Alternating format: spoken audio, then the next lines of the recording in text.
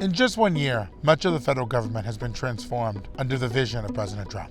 Hundreds of National Guard troops deployed. Doge-like layoffs of federal workers. A laundry list of reciprocal tariffs. Each of these actions reflect a far more emboldened president in his second term. As we close out 2025, the Wall Street Journal will look across the government at the dramatic transformations President Trump is making in the first year of his second term in office. I covered President Donald Trump's first term. Drain the swamp! What's striking about Trump's second term is how much more audacious he has been in using executive power and the sheer number of policies he's pursued. I spoke to White House Press Secretary Karoline Leavitt about the differences in the first term versus the second term. Well, one of the things President Trump often says, and it's in a joking manner, but I think he's also half serious, is that in his first term he was fighting to govern, but also fighting for survival. Of course, he faced 2 impeachments, he had a lot more opposition on Capitol Hill, and he also had some staff turnover in the first term. None of that is true of this second term. In President Trump's first term, he was entirely new to Washington. He was surrounded by advisors who tried to curb many of his impulses. This term, he is surrounded by a different group of advisors, many more loyalists and fewer people who are trying to block him. Across the federal government, President Trump has pushed the limits of executive power, daring opponents to challenge him in court.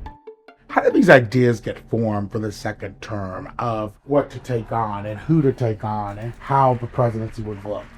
Well, there was 4 years to think about the ideas, which is really an unprecedented historical situation, right, where you had a president who was waiting and watching and deeply involved still in our political system. One of those ideas focused on the Middle East. In his second term, Trump helped broker a peace agreement between Israel and Hamas, which led to the release of hostages and a ceasefire deal. On the domestic front, Trump used emergency powers to deploy National Guard troops through the streets of American cities to crack down on crime and support his aggressive deportation agenda. They forced us out of the car! They were following us! He used an arcane law to deport migrants and all but stop crossings at the southern border entirely. The president has also targeted universities, law firms, cultural and media institutions. In many cases, he has been successful in securing agreements from institutions to write the government large checks, provide free legal work, or change many of their policies at his demands. President Trump's first term, one of his great frustrations was the Department of Justice. This time, he has brought the department to heel by appointing leaders who are loyal to him, pushing the department successfully to go after a number of his enemies, and even leading to the ouster of officials at both the FBI and DOJ who he said were disloyal to him. In President Trump's first term, he faced criticism from some Republican members of Congress. Do you regret supporting him in the election? Well, let's just put it this way. I would not do that again.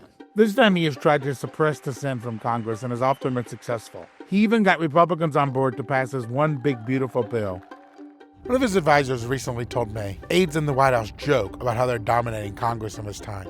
The one notable pushback in Congress has been on the Epstein files. President Trump tried to convince members of Congress not to vote to release the files.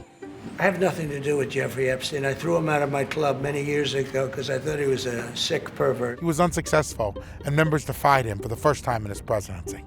China, first row.